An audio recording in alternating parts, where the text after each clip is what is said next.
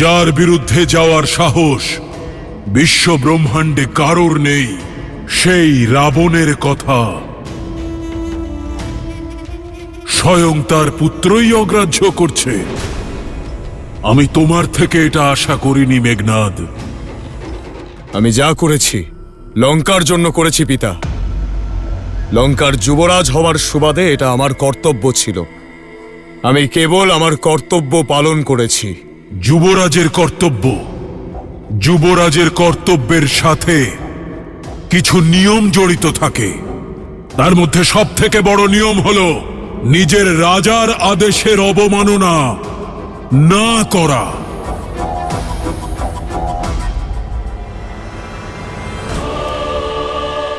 তুমি আমার অনুমতি না নিয়েই রামকে মারতে অসুর পাঠিয়ে দিলে। একবারও এটা ভাবলে না যে তোমার এই সিদ্ধান্তে এই সংসারের সম্মুখে দশাননের সম্মান কতখানি ক্ষুণ্ণ হবে। রামের শিবিরে উপস্থিত ওই তুচ্ছ বানরেরা এটাই ভাববে যে ওরা এখানে আসায় রাবণ ভীত হয়ে পড়েছে। সেই রাবণ যার একটি মাত্র গর্জনে এই সমগ্র ব্রহ্মাণ্ড থর থর করে কাঁপে, সে ভয় পেয়ে গেছে আর তাই লুকিয়ে থেকে প্রহার করছে। তোমার উপর আমার অনেক প্রত্যাশা মেঘনাদ, তাই তোমায় বোঝাচ্ছি, যুদ্ধ শত্রুর মনে ভয় ধরিয়ে দিয়ে তবে জেতা যায়, নিজে ভয় পেলে জেতা যায় না।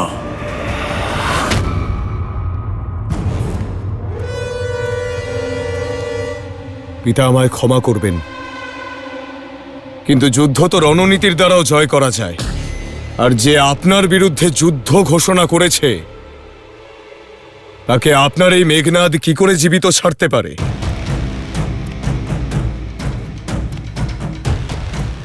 আমি জানি তুমি আমাকে অত্যন্ত ভালোবাসো, কিন্তু পুত্র, রাবণের কাছে নিজের আত্মসম্মান সব থেকে প্রিয়। ওই যে বনবাসী রাম, ও আমার শিকার। এই সিংহকে তার শিকারের সঙ্গে একটু খেলা করতে দাও পুত্র। মহারাজ লঙ্কেশ আজ্ঞা দিলে আমি কিছু বলতে পারি? বলো। এই সমস্যার মূল কারণ ওই সীতা। হ্যাঁ মহারাজ, প্রথমে দণ্ড তাকেই দেওয়া উচিত। মৌন হও।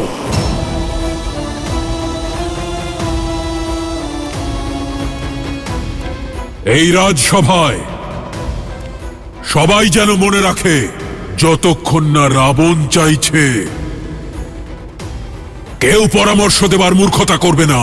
সীতা বন্দিনী নয়, বরং অতিথি। সে শাস্তি নয়, উপহারের অধিকারিণী। আর শীঘ্রই সে জীবনের সব থেকে বড় উপহার পেতে চলেছে।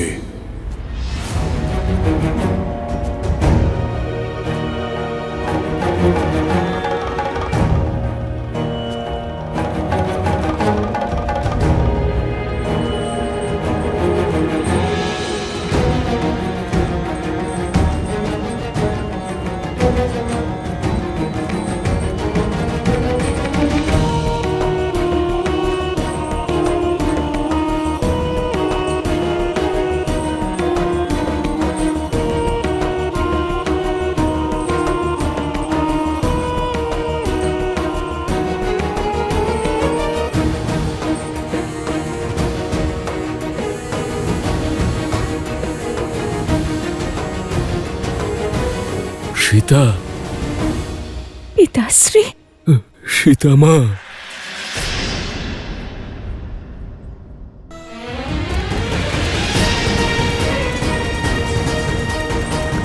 সীতা, সীতা,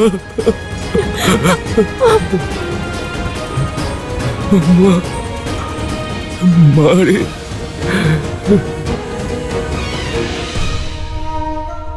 হে মহাদেব, এ আমি কোন অপরাধের শাস্তি পাচ্ছি? নিজের কন্যাকে এই অবস্থায় দেখার আগে আমার মৃত্যু হলো না কেন? মৃত্যু হলো না কেন আমার? এরকম বলবেন না পিতাশ্রী। আর আপনি এই অবস্থায়, আর মাতা?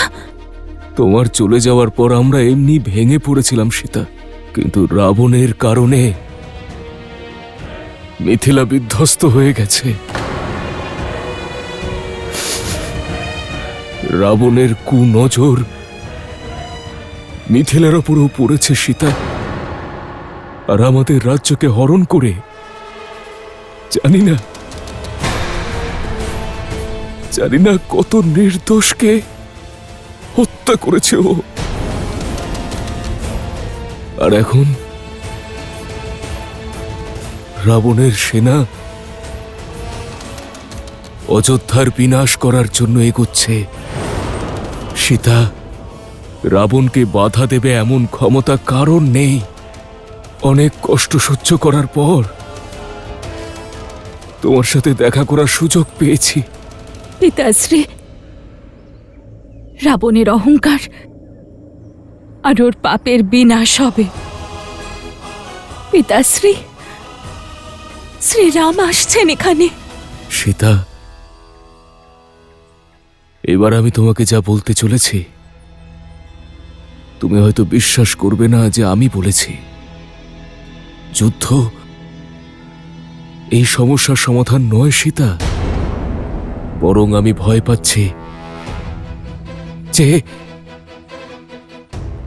রাবণের এই রাগের কারণে রামের প্রাণ সংকট যেন না ঘটে। না পিতাশ্রী, এমন কখনো হবে না। শ্রীরাম রাবণকে পরাজিত করবেন। এ তোমার ভুল ধারণা সীতা, তুমি বুঝতে পারছো না। রাম যদি লঙ্কায় এসেও পড়ে তবুও রাবণের বধ করতে পারবে না, কারণ রাবণ ব্রহ্মদেবের বর প্রাপ্ত। যমরাজ রাবণের দাস। তুমি জানো রাবণের নাভিতে অমৃত কলস আছে। যদি রাম রাবণের ওপর প্রহার করে তাহলে কলস ভেঙে পড়বে, আর রাবণের শরীরে অমৃত ছড়িয়ে ওকে অমর করে তুলবে। আমি সম্ভাবনার সব দিক বিবেচনা করেছি সীতা। মিথিলাধিপতি তোমার পিতা তোমার কাছে প্রার্থনা করছে সীতা, বাস্তবকে গ্রহণ করো। রাবণের প্রস্তাব স্বীকার করে নাও সীতা, স্বীকার করে নাও। আর অনেক অসহায়কে এবং তোমার রামকে বাঁচাও সীতা। ওনার প্রাণ সংকটে আছে, রামের প্রাণ সংকটে আছে। কন্যা, সময় সমাপ্ত, চলো কারাগারে। কন্যা, পিতাশ্রী, সীতা, পিতাশ্রী, সীতা। পিতাশ্রী।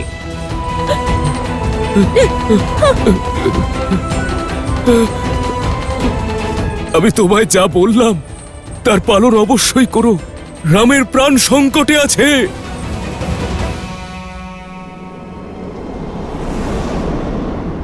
জয় শ্রীরাম, জয় শ্রীরাম, জয় জয় শ্রীরাম।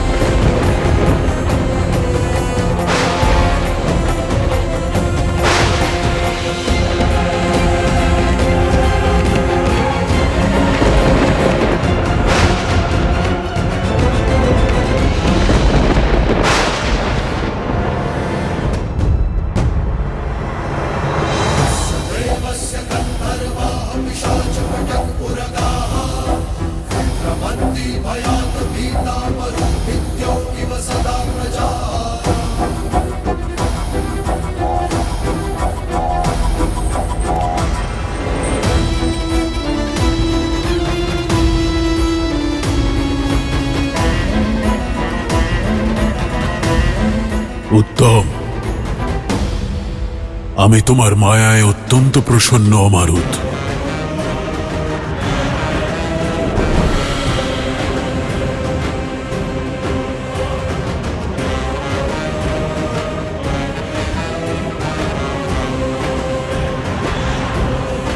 শিকার, শিকারী আর ফাঁদ তিনটেই প্রস্তুত। এবার খেলা শুরু।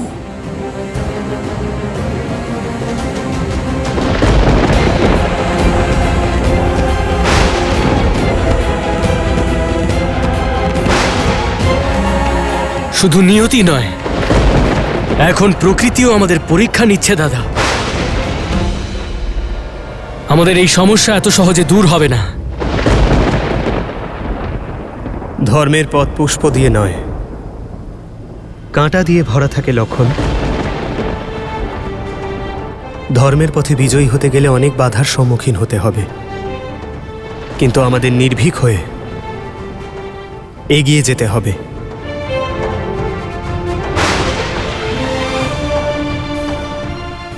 একে অপরের হাত ধরে এগিয়ে চলুন। আমাদের উদ্দেশ্য এক, আমরা এক।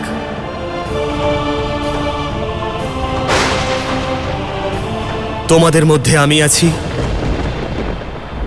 আর আমার মধ্যে তোমরা আছো।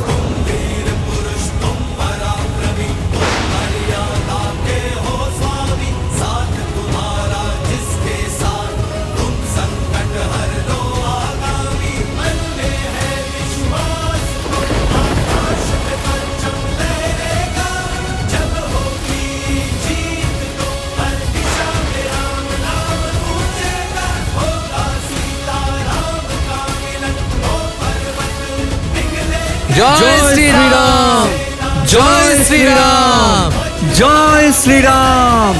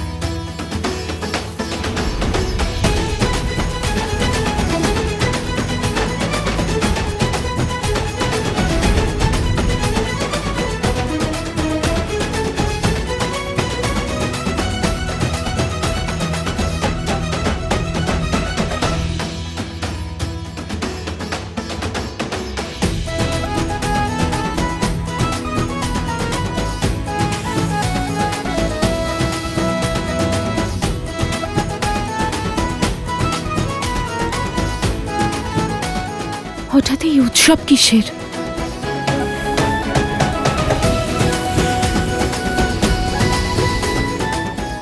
আরো জোরে বাজাও, এখন উৎসব করার সময়।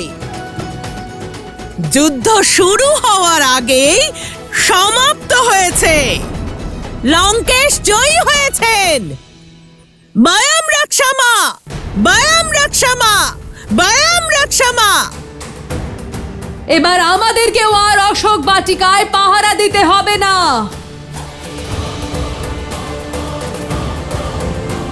সে কি? যুদ্ধ, বিজয়। অনেক গুণগান করতে না নিজের রামের, পেয়েছ উত্তর? আমরা তো আগে থেকেই জানতাম যে যুদ্ধের এটাই পরিণাম হবে। আবার কি? একজন সাধারণ বনবাসী কটা বানরকে নিয়ে এসে লঙ্কেশ্বর রাবণকে হারাবে? যে লঙ্কেশের কাছে কাল পরাজিত হয়েছে, তার সম্মুখে ওই নর কিভাবে দাঁড়াবে? এই অভাগিনীর তো এমনিতেই কপাল পোড়া। চলো আমরা লঙ্কেশের বিজয় উৎসব পালন করি। নাও, আমি প্রতিশ্রুতি পালন করলাম, নিয়ে এসেছি তোমার রামকে তোমার সম্মুখে। তবে শুধুই মস্তক।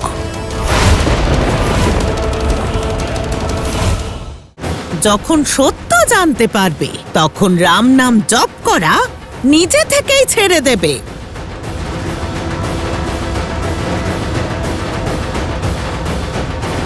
বন্ধ করো এসব। কেন বিরক্ত করো ওকে? চলে যাও এখান থেকে, যাও।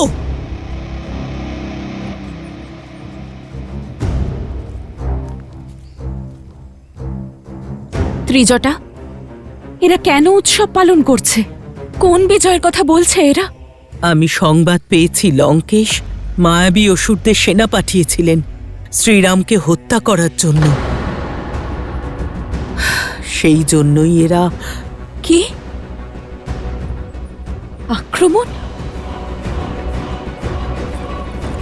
শ্রীরাম, ত্রিজটা কোথায় আমার শ্রীরাম? উনি ঠিক আছেন তো?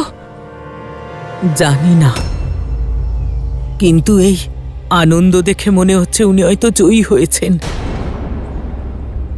কে জানে কোনো অনিষ্ট হয়েছে কিনা। না, আমার শ্রীরাম থাকতে কোনো অনিষ্ট হবে না।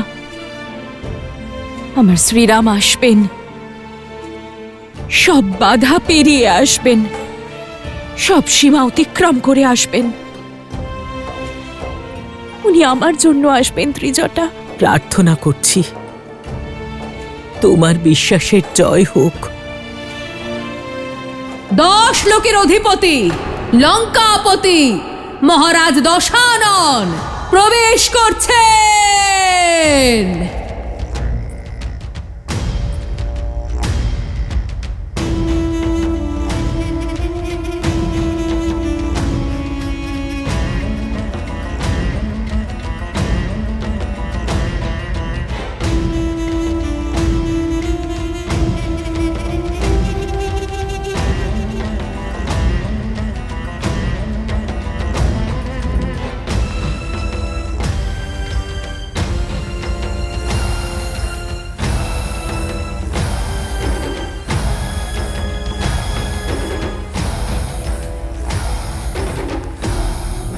এই উৎসবের ধ্বনি শুনতে পাচ্ছ তো? লঙ্কা উৎসবে মেতেছে, কারণ আজ বিনাশ ঘটেছে লঙ্কার শত্রুরও আর তোমার আশারও। বলেছিলাম আমি তোমাকে যে তোমার এই বিশ্বাস ধূলিসাৎ হয়ে যাবে।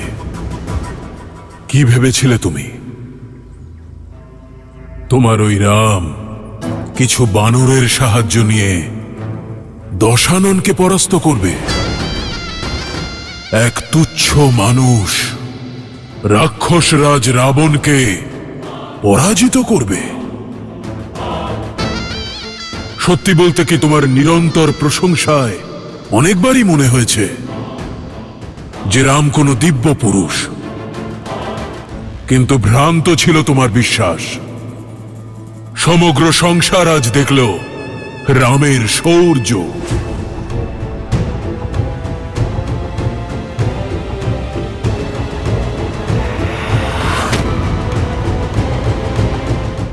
নাও, আমি প্রতিশ্রুতি পালন করলাম, নিয়ে এসেছি তোমার রামকে তোমার সম্মুখে। তবে শুধু তার মস্তক।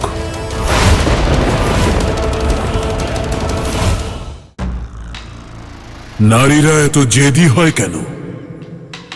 কি পেলে তুমি এই পতিব্রতা ধর্ম পালন করে? আমি এই উপহার তোমার জন্য নিয়ে আসতে চাইনি। আমি চাইনি যে তুমি অশ্রু বিসর্জন করে সময় নষ্ট করো। কিন্তু কি করব? প্রতিশ্রুতিবদ্ধ তো। যদি তুমি এত জেদি না হতে তাহলে এই দৃশ্যের সাক্ষী থাকতে না। এই নিয়তি তুমি নিজেই বেছে নিয়েছো সীতা, আমি নই। দেখো,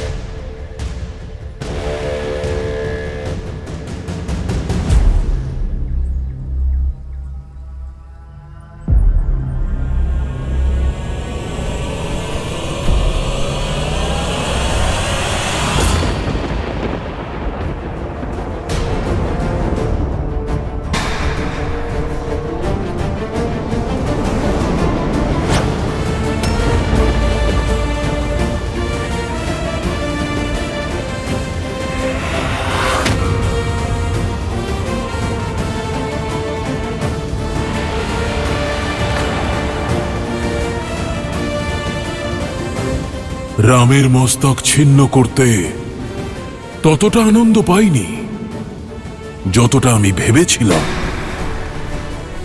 এই পাপ আমার নয়, তোমার।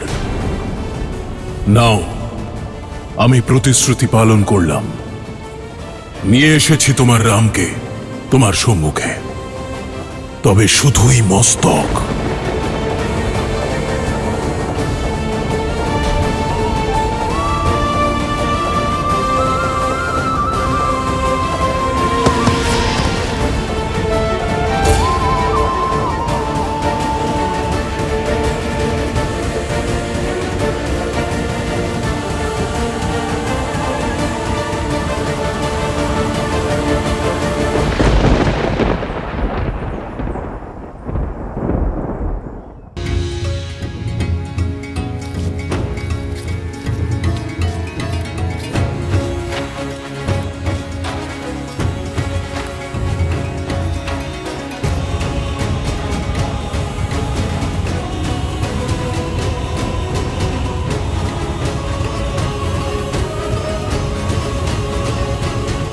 অবশেষে আমরা লঙ্কায় পৌঁছে গিয়েছি।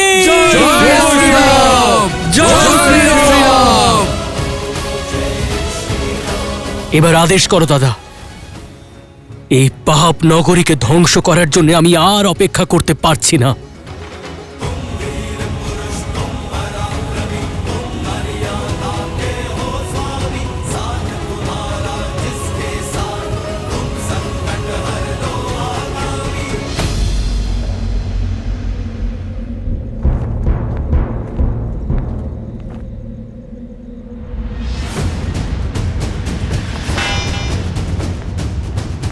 কি হলো?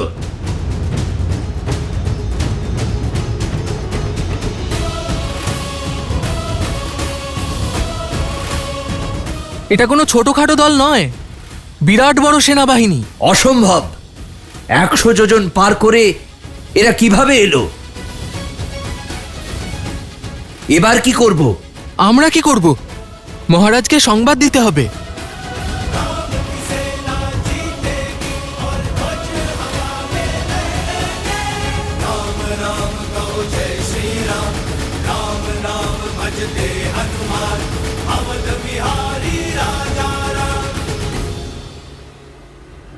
সীতা, আমি আসছি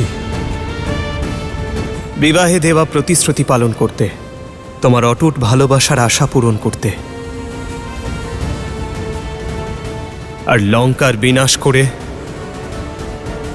তোমাকে হরণ করার জন্য রাবণকে শাস্তি দিতে।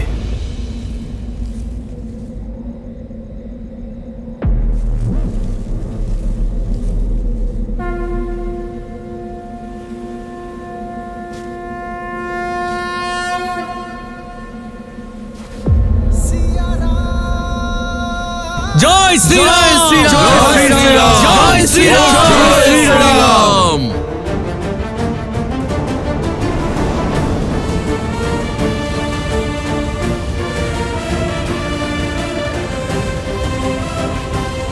জয় শ্রীরাম! জয় শ্রীরাম! জয় শ্রীরাম! জয় শ্রীরাম জয় শ্রীরাম জয় শ্রীরাম জয় শ্রীরাম জয় শ্রীরাম।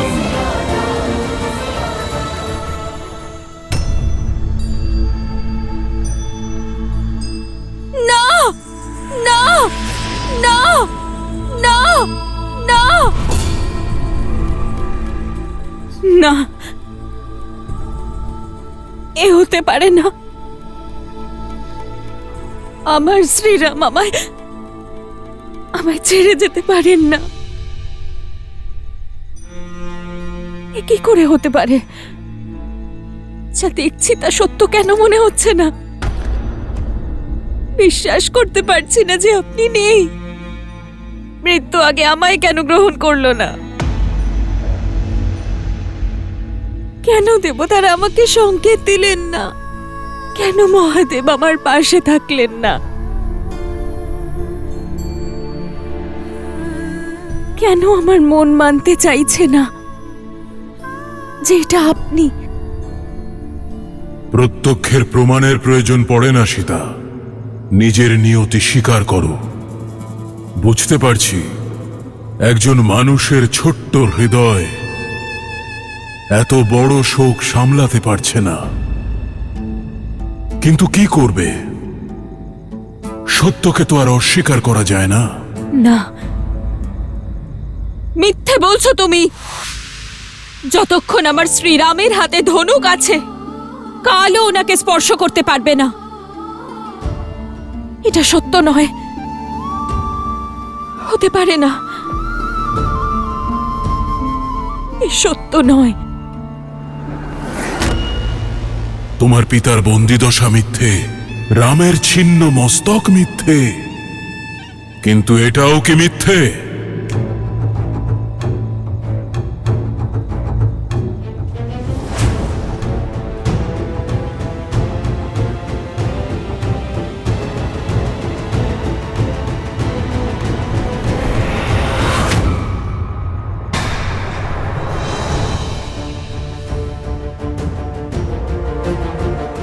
এই ধনুকটি চিনতে পারছো তো?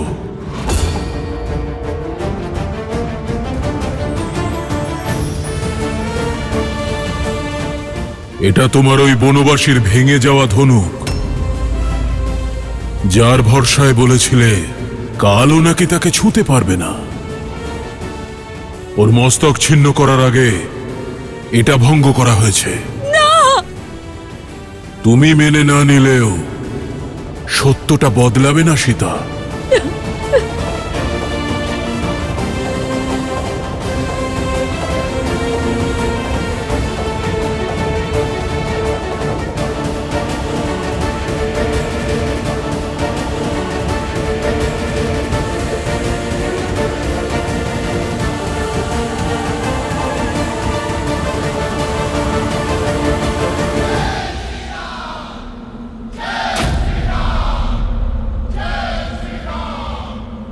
অসম্ভব! এত বড় সেনাবাহিনী সাগর পার করে চলে এলো। লঙ্কা সংকটে রয়েছে, লঙ্কেশকে জানাতে হবে। যাও।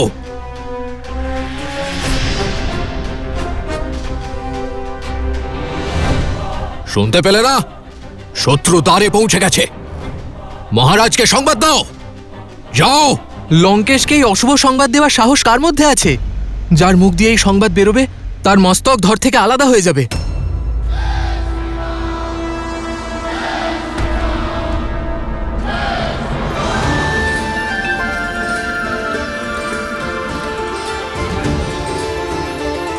জয় শ্রীরাম জয় শ্রীরাম জয় শ্রীরাম।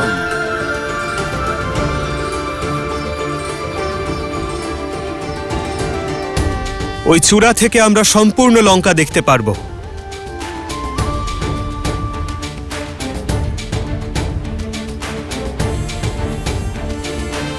মুখ্য সেনাপতি আমার সঙ্গে চলুন। আমরা ওখানেই আমাদের শিবির বানাবো। জয় শ্রীরাম জয় শ্রীরাম জয় শ্রীরাম।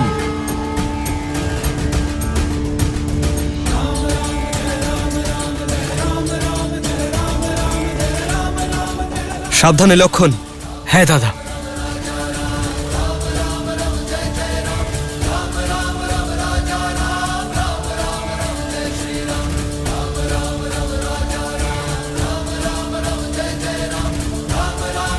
জয় শ্রীরাম জয় শ্রীরাম জয় শ্রীরাম জয় জয় শ্রীরাম জয় শ্রীরাম।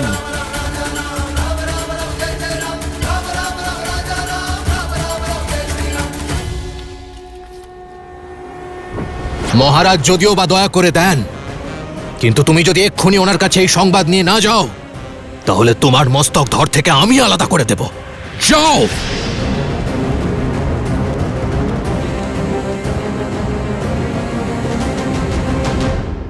জ্ঞানী হলো সেই যে দুঃখের মেঘে ঢেকে থাকা আশার আলোকেও দেখতে পায়।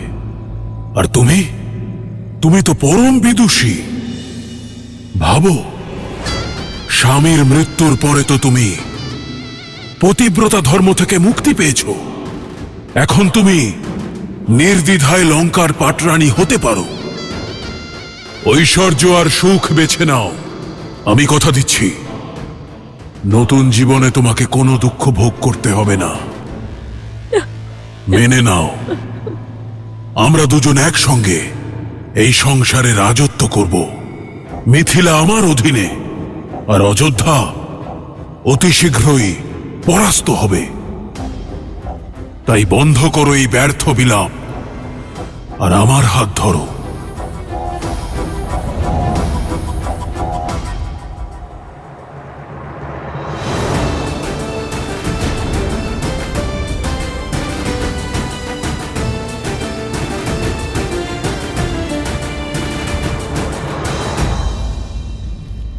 মহারাজ মহারাজ অভয় দিন, রাম আর তার সেনাবাহিনী লঙ্কার কাছে পৌঁছে গেছে।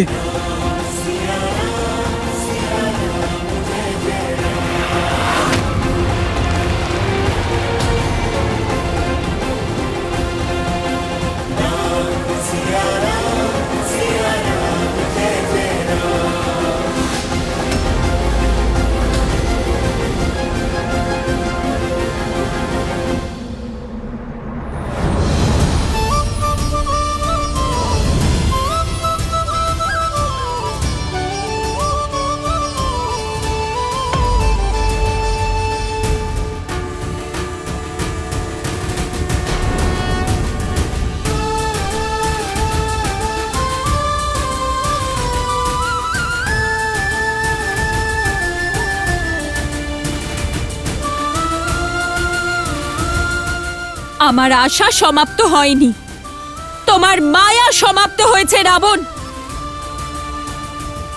আমার বিশ্বাস আমার হাত ছাড়েনি, বরং কাল তোমার হাত ধরে ফেলেছে।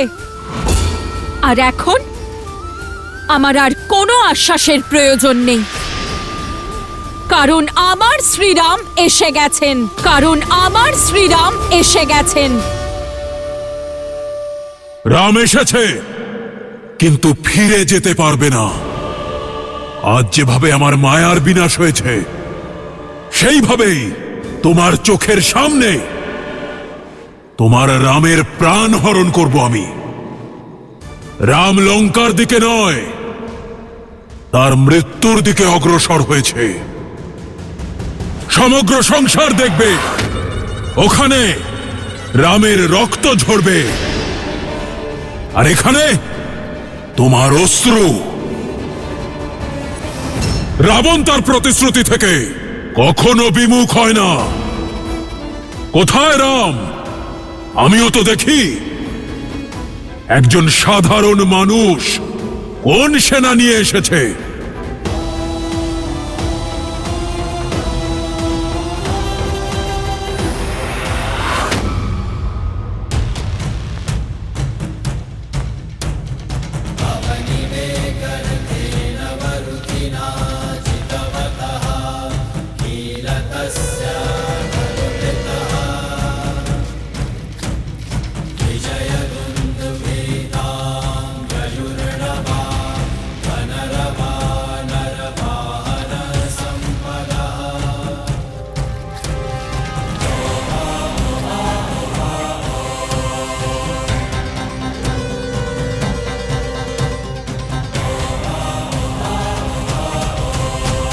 রাম এখানে আসেনি, আনা হয়েছে। আমার বিশ্বাসঘাতক ভাই এনেছে। জানো সুখ, বিভীষণ নিজেই বলতো যে আমি ওর পিতৃসম। দেখো, আজ নিজের পিতৃসম ভ্রাতাকে ছেড়ে এক অপরিচিত বনবাসীর চরণে পড়ে আছে। রামের শিবিরের বিষয় জানার জন্য আমি গুপ্তচর পাঠিয়েছি, কিন্তু লঙ্কার বিষয় জানার জন্য রামের কোনো গুপ্তচরের প্রয়োজন পড়েনি। লঙ্কার সব রহস্য, সব দুর্বলতা বলে দেবে ওই বিশ্বাসঘাতক। তুমি তো ওদের শিবিরের সকলকে চেনো। হ্যাঁ মহারাজ। জানাও ওদের পরিচয়। মহারাজ, ওই যে বলকলধারী, জটা জুটো, বলিষ্ঠ গরঞ্জার, সেই গৌরবর্ণ বীর, উনি রামের ভ্রাতা লক্ষণ মহারাজ। পরিচয় জানতে চেয়েছি, গুণগান গেও না, সংক্ষেপে বলো। হ্যাঁ মহারাজ। আর ওই যে বানরদের মধ্যে সব থেকে আলাদা পবনপুত্র হনুমান। জানি, চিনি ওকে। আর ওই যে উনি বানর রাজ সুগ্রীব মহারাজ, মহাবলী বালির ভ্রাতা, বর্তমানে কিষ্কিন্ধার রাজা। মূর্খ, রাজ্যপাট ত্যাগ করে মৃত্যুকে আলিঙ্গন করতে এসেছে। আর ওরা নল আর নীল, ওরা দুজনেই সেতু নির্মাণ করেছে মহারাজ। আর ওই যে বালির পুত্র অঙ্গদ, রাম নিজের সেনাবাহিনীতে বালকদেরও স্থান দিয়েছে। আর ওই যে জাম্বুবান, অত্যন্ত বীর, সত্য যুগ থেকে জীবিত চিরঞ্জীবী, দেব আর অসুরের। বৃদ্ধ, অন্যদের কথা বলো। আর ওই যে হনুমানের পিতা কেশরী। দুই বৃদ্ধ, কিছু বালক, কিছু মূর্খ বানর সহ দুই বনবাসী আর এক বিশ্বাসঘাতক। রাবণের সঙ্গে যুদ্ধ করে তাকে পরাস্ত করতে এসেছে। রাম কোথায়? দেখতে পাচ্ছি না কেন? ওই যে ওইখানে।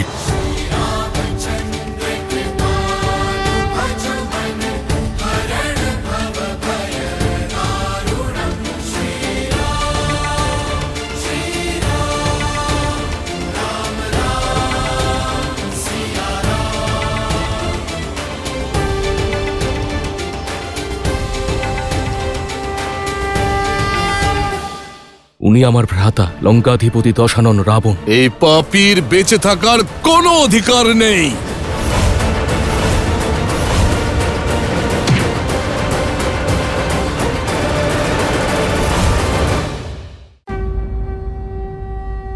ওই যে শ্রীরাম।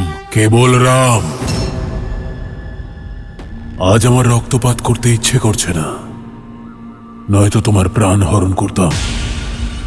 শেষবারের মতো সাবধান করে দিলাম, লঙ্কায় তোমাকে স্বাগত রাম।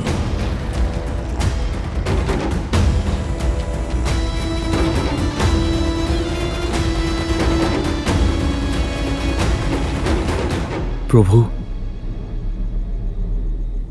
উনি আমার ভ্রাতা, লঙ্কাধিপতি দশানন রাবণ।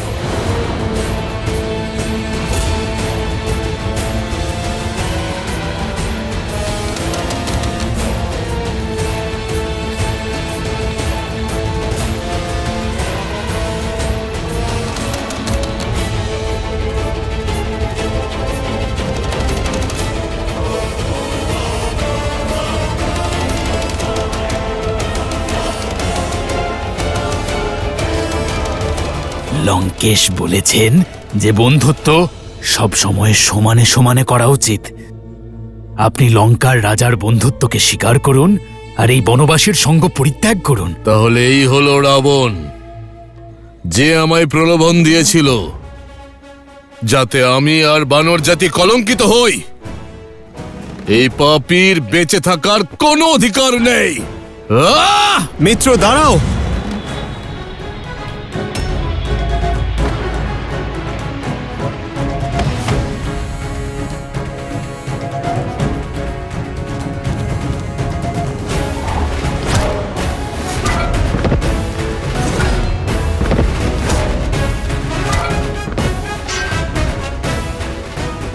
রাবণ!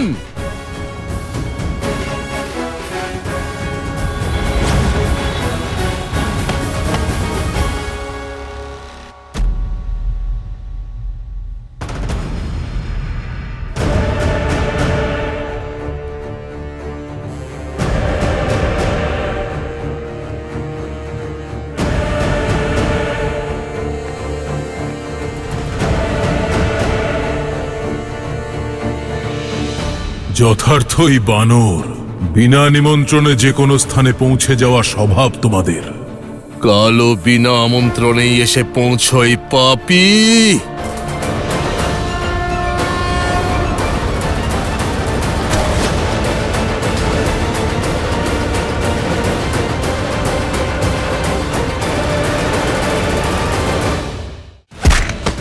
এই রাক্ষস তোমাকে আর তোমার রামকে বিনাশ করবে, স্বর্গের মতো তোমাদের কিষ্কিন্ধাকে নরক করে দেবে, আর সীতার মতোই রুমা আমার হবে। রাক্ষস বিবাহ করব তাকে। হয়তো নিয়তি চান যে আজকে রক্ত ঝরুক। মনে পড়ল প্রহার, সুগ্রীব আমি, সেই মহাবলী বালির ভাই, যে তোমাকে 6 মাস বাহুবেষ্টনীতে আবদ্ধ করে রেখেছিল। আমি তোমার সঙ্গে খেলতে আসিনি, তোমার ঘৃণ্য খেলা শেষ করতে এসেছি। আহ!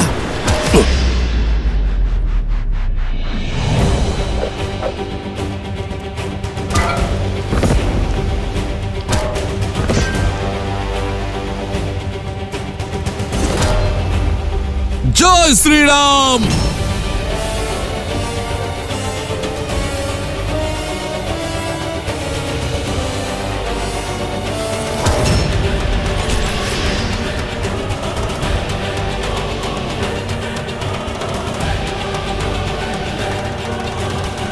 তুমি নিজের পরিচয় দিয়েছ বানর, এবার আমার পরিচয় জানো।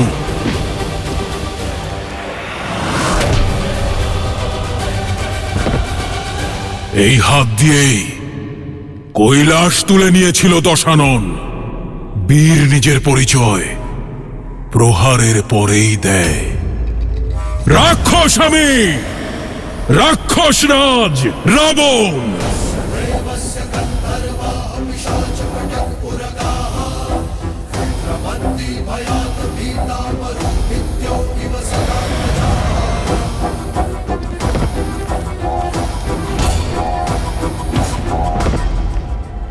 তুমি বালিরই ভাই তো? মনে তো হচ্ছে না। ভীরুরা সর্বদা অন্যের শক্তির উদাহরণ দিয়ে থাকে। তোমার ভ্রাতা বালি প্রকৃত বলবান ছিল, সর্বশক্তিশালী ছিল, আর তুমি তাকে এক তুচ্ছ বনবাসীর হাতে হত্যা করালে, তাও ছলনার দ্বারা। কাপুরুষ তুমি। নিজের মায়া দ্বারা দেবী সীতার হরণকারীর মুখ থেকে ছলনার কথা ভালো লাগে না। এক কাপুরুষ আমাকে বীরত্বের শিক্ষা কিভাবে দেবে? বলি আর কিষ্কিন্ধার সঙ্গে আমার শান্তির সন্ধি ছিল বানর। নতুন রাজা হিসেবে তোমার উচিত ছিল সেটার সম্মান রাখা।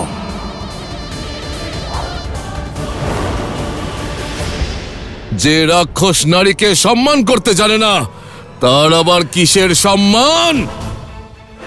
আজ শ্রীরামের ঋণ শোধ করে দেব। ঋণ আমি পরিশোধ করব বালির মিত্রতার। এই রাক্ষস তোমাকে আর তোমার রামকে বিনাশ করবে। স্বর্গের মতো তোমাদের কিষ্কিন্ধাকে নরক করে দেব, শ্মশান বানিয়ে দেব, আর সীতার মতোই রুমা আমার হবে। রাক্ষস বিবাহ করব তাকে।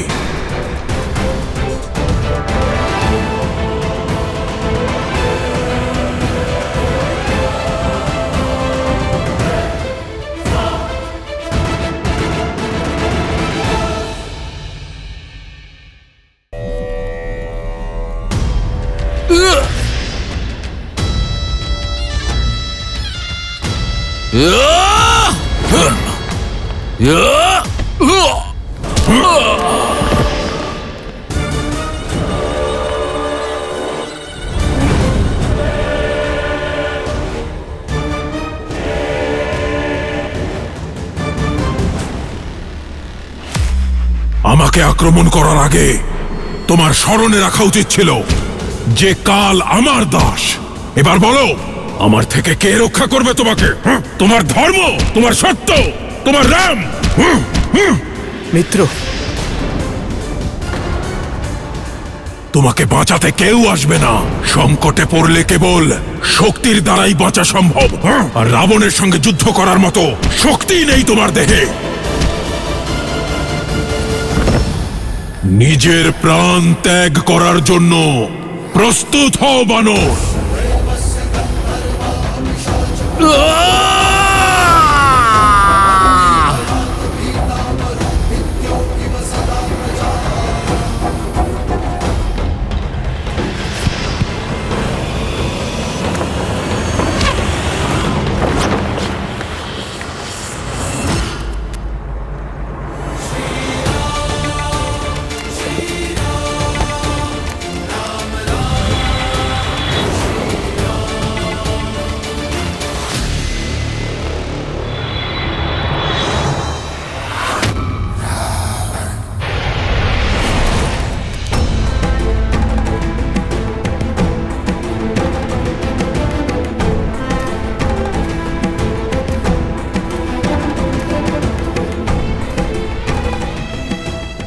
আপনি একজন রাজা মিত্র, আর একজন রাজার এত উত্তেজিত হওয়া উচিত নয়। আমরা ধর্মযুদ্ধ করতে এসেছি, অতর্কিতে আক্রমণ করতে নয়। আপনি আমাদের সেনাদলের প্রধান সেনাপতি। এভাবে উত্তেজিত হওয়ার কারণে যদি আপনার কিছু হয়ে যেত, তাহলে বানর সৈন্যদের কি উত্তর দিতাম আমি? দেবী রোমাকেই বা কি উত্তর দিতাম?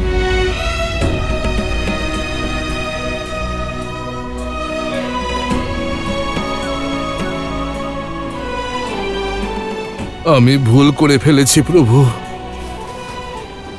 আবেগের বশে খুব বড় ভুল করে ফেলেছি।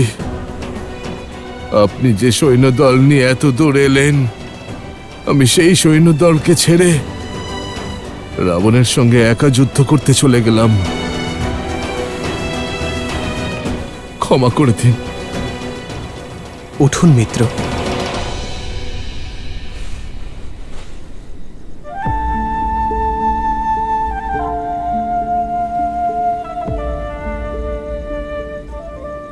আপনি যুদ্ধের নায়ক, এই মহাসৈন্য দলের রাজা। আর একজন নায়কের কর্তব্য হল সকলকে একসঙ্গে নিয়ে চলা। নিজের নিয়ম পালন করুন, কেবল এই মুহূর্তের জন্য নয়, ভবিষ্যতের কথাও ভাবুন।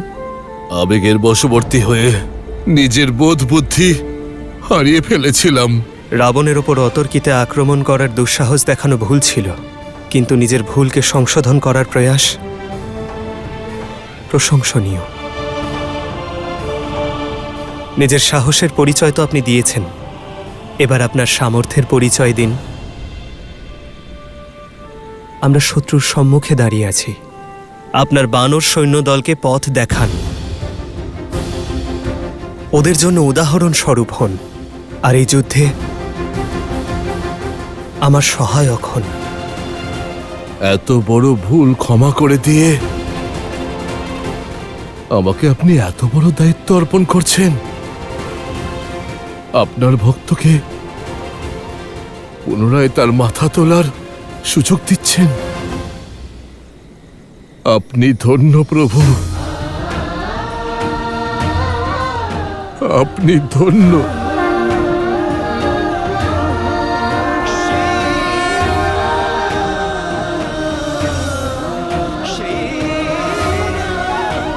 জয় শ্রীরাম, জয় শ্রীরাম, জয় শ্রীরাম, শ্রীরাম, জয় শ্রীরাম, শ্রীরাম।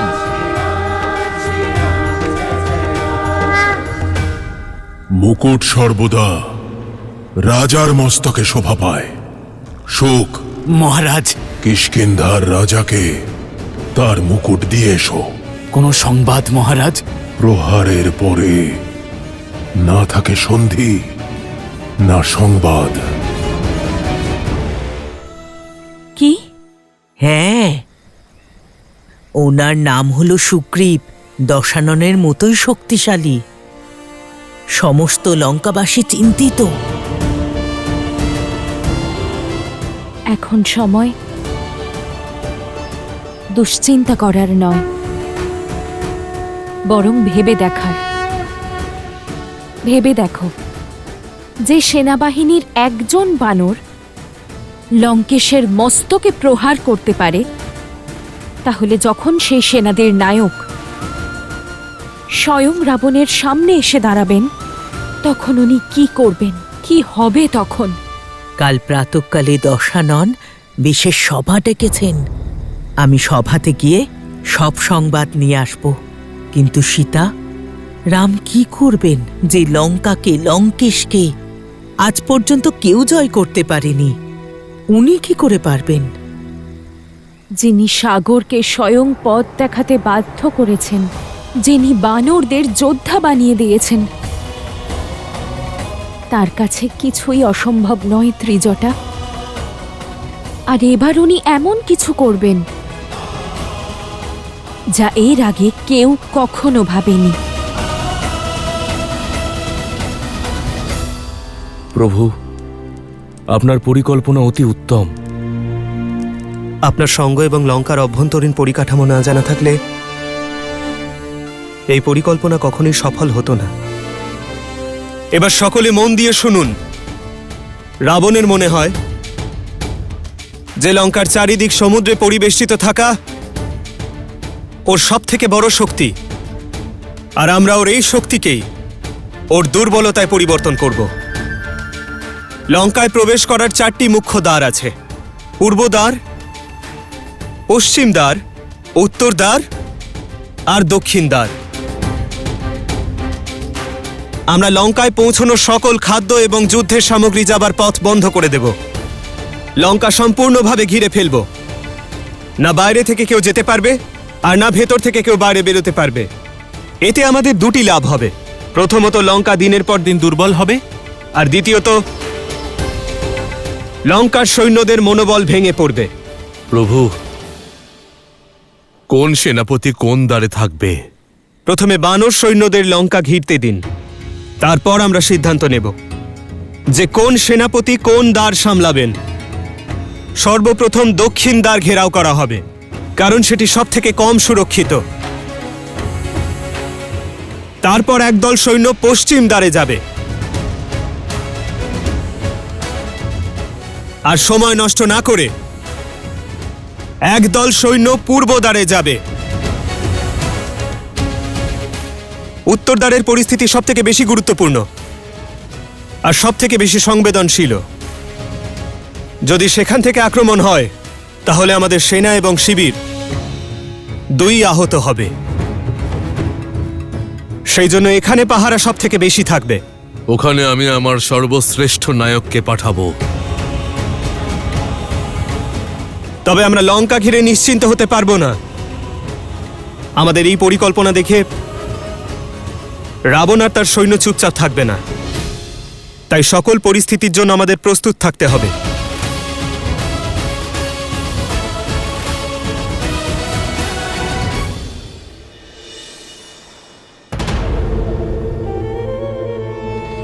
মহারাজ, 16 কোটি বানর রাজ্যকে চারিদিক থেকে ঘিরে ফেলেছে।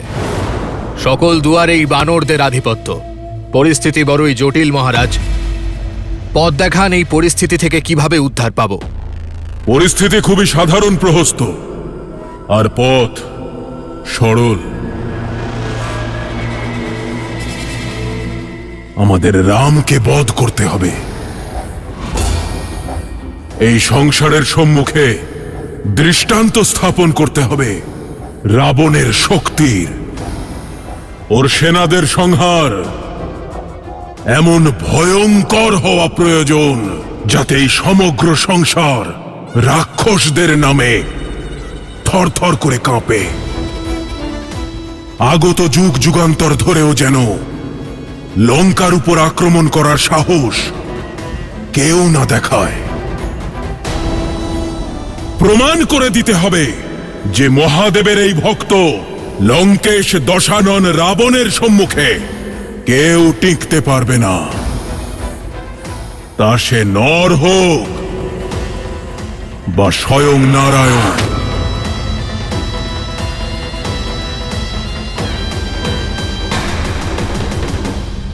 তুমি প্রস্তুত? লঙ্কার শত্রুদের রক্ত ঝরানোর জন্য আমার তলোয়ার অনেক দিন ধরে অপেক্ষা করে আছে। তাহলে লঙ্কার যুবরাজ আর আমার সর্বোচ্চ সেনাপতি হওয়ার দায়িত্ব পালন করো। যুদ্ধনীতি প্রস্তুত করে অগ্রসর হও। তোমার সকল সিদ্ধান্তে আমার সমর্থন রইল। রাম আর ওর বানর সেনা অনুমানও করতে পারছে না যে কত বড় বিপদ ঘনিয়ে আসছে তাদের উপর।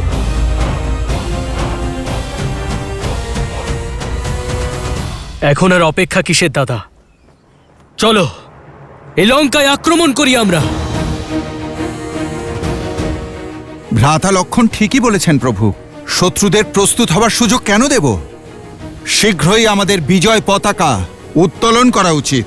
কারণ এটি ধর্মযুদ্ধ হনুমান, আর ধর্ম সকলকেই সুযোগ দেয়, রাবণকেও। আর এই সুযোগ হবে অন্তিম।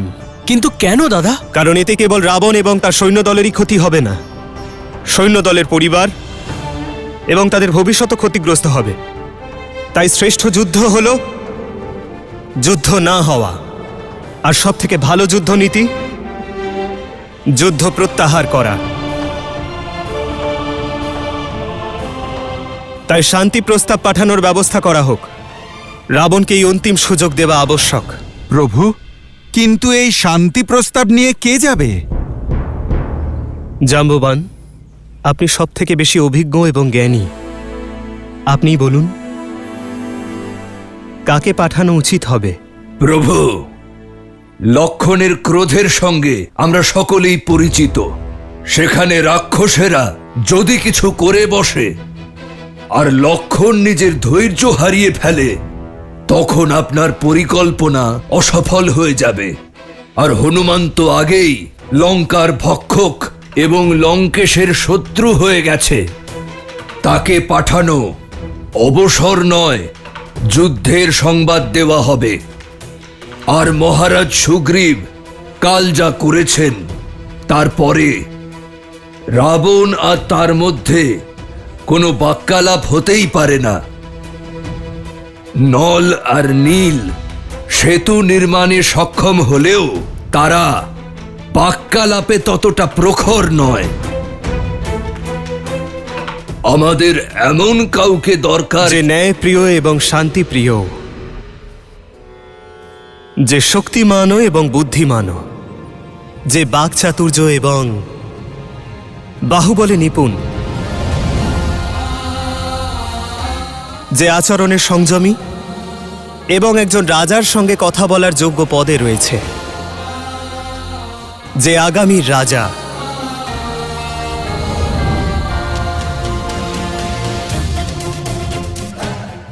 এ একেবারে সঠিক সিদ্ধান্ত দাদা। শান্তি প্রস্তাব নিয়ে অঙ্গদের যাওয়া উচিত। অবশ্যই প্রভু।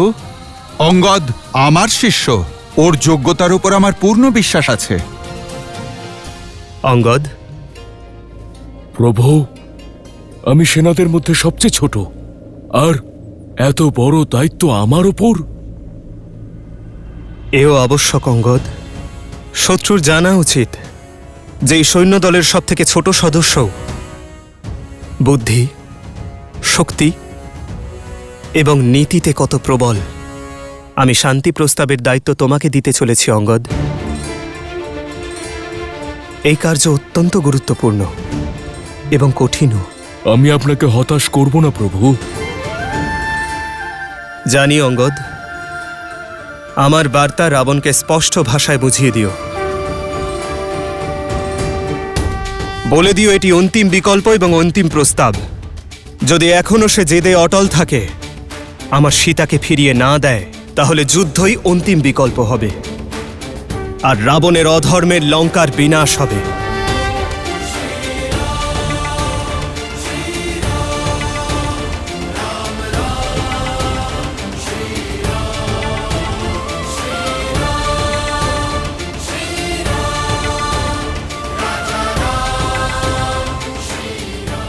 যাও অঙ্গদ।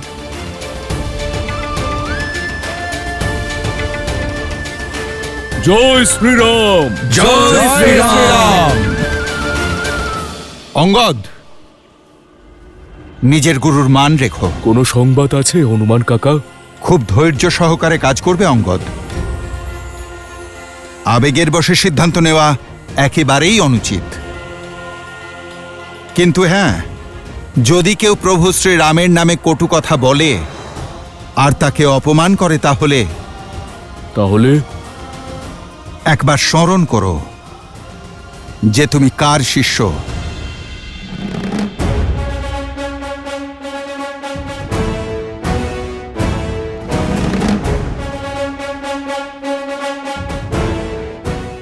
শুনেছি শ্রীরাম শান্তি প্রস্তাবের জন্য একজন বানর দূত পাঠিয়েছেন। বিনা অনুমতিতে লঙ্কেশের সভায় অনুপ্রবেশকারী কে তুমি? আমি শ্রীরামের দূত।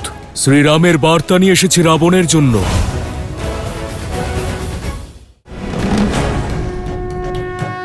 জয় শ্রীরাম। আরে কেউ লঙ্কেশকে সংবাদ দাও, ওই বানর আবার এসেছে। আরে অস্ত্রাগারের ভান্ডারটা রক্ষা করো, আবারও আমাদের লঙ্কাকে না জ্বালিয়ে দেয়।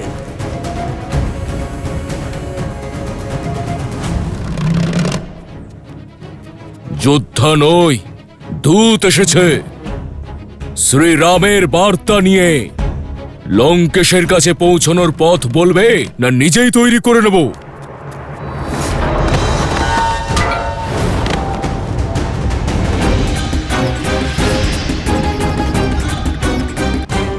আরে ওরা আবার ভিড়ে এসেছে।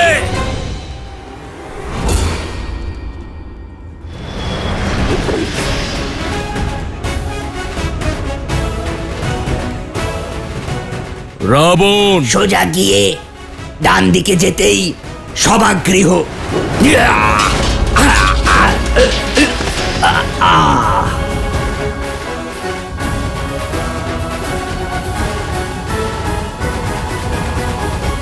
নিতে দাও রাবণকে যুদ্ধের প্রস্তুতি। জয় শুধুমাত্র ধর্ম আর ন্যায়েরই হবে। আমার শ্রীরামের হবে ত্রিজটা। শুনেছি শ্রীরাম শান্তি প্রস্তাবের জন্য একজন বানর দূত পাঠিয়েছেন। কেন? যুদ্ধের আগে উনি কেন পাঠালেন দূত? এটাই তো পার্থক্য ত্রিজটা, আমার শ্রীরাম আর রাবণের মধ্যে। শ্রীরাম নিজের শত্রুকেও অন্তিমবার সুযোগ দেন ত্রিজটা।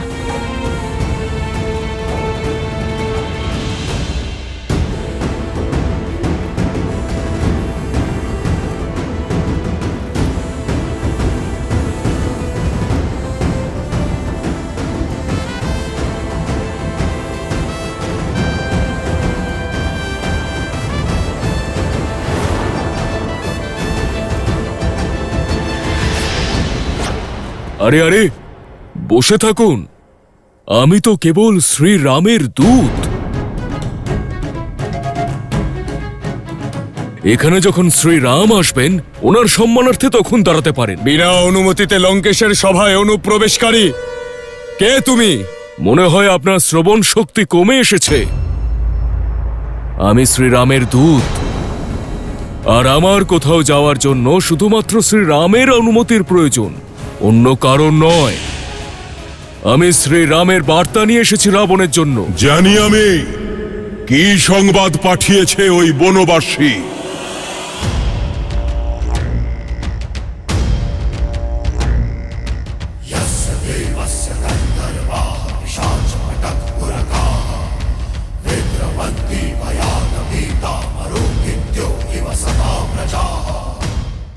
যদি তুমি এখানে বালিপুত্র অঙ্গদ হয়ে আসতে তবে স্থান অবশ্যই পেতে, কিন্তু ওই বনবাসী আর তার মর্কট দূতের জন্য এই লঙ্কায় কোনো স্থান নেই।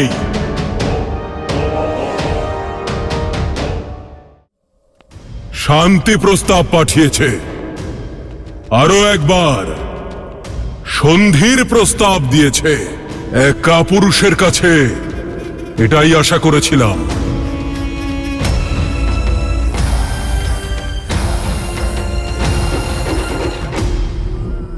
আর দেখো পাঠিয়েছে কাকে। একে তো বানর, তার উপরে বালক, প্রতিনিধি প্রতীক হয়ে থাকে। যে পাঠিয়েছে তার ব্যক্তিত্বের। শ্রীরামের ব্যক্তিত্বের কথা তুমি বলো না দশানন। তোমার চিন্তাধারার ঊর্ধ্বে উনি।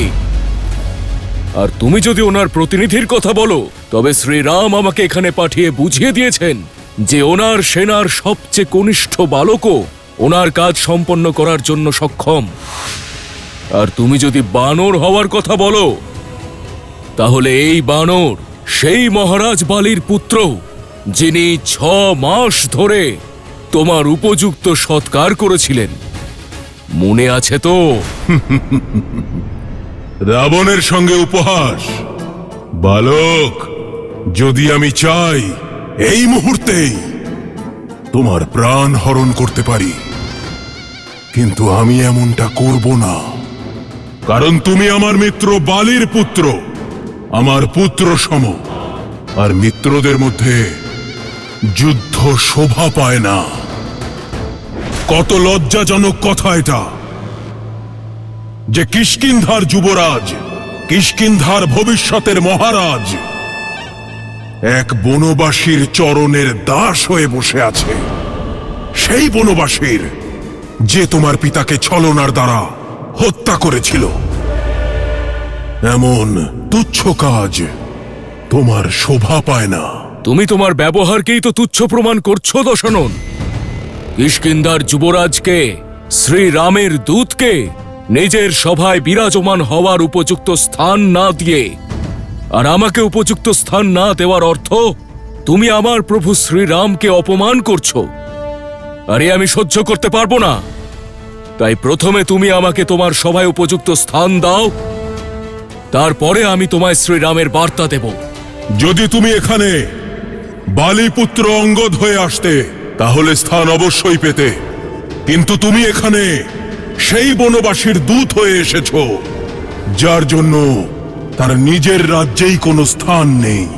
যে দাঁড়ে দাঁড়ে ঘুরে বেড়াচ্ছে, সেই বনবাসী আর তার মর্কট দূতের জন্য আমার এই লঙ্কায় কোনো স্থান নেই।